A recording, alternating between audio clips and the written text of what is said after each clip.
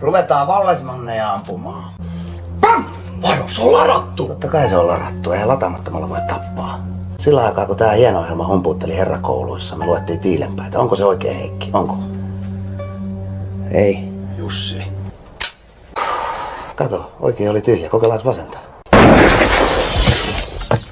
Kato, vasemmassa oli kuti. Jumalauta. Tuohon herää koko Kauhava. Nimismies ampuu. Ase tänne.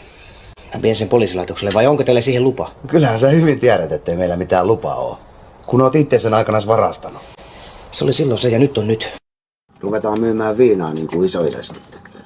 Jos me mennään hommiin, niin vouti vie joka ikisen penni, jonka me tienaamme, eikä silti saada maksettua korvauksia ainakaan 10 vuoteen.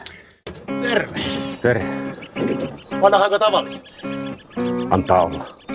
Akka tulee epäluuloiseksi. Katso sitten ensi viikolla. Mutta ristuksen asialla pojat oottaa. Myyttekö te kylällä viinaa ihmisille? Ei. Tämä oli sitten viimeinen kerta. Ja te lupaatte sen. Me mitään luvata.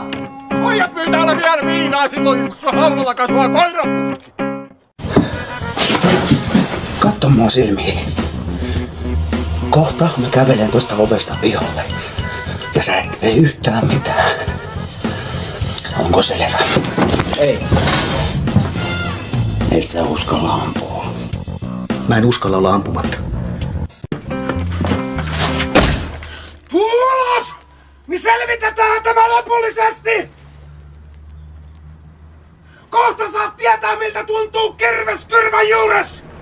Kop!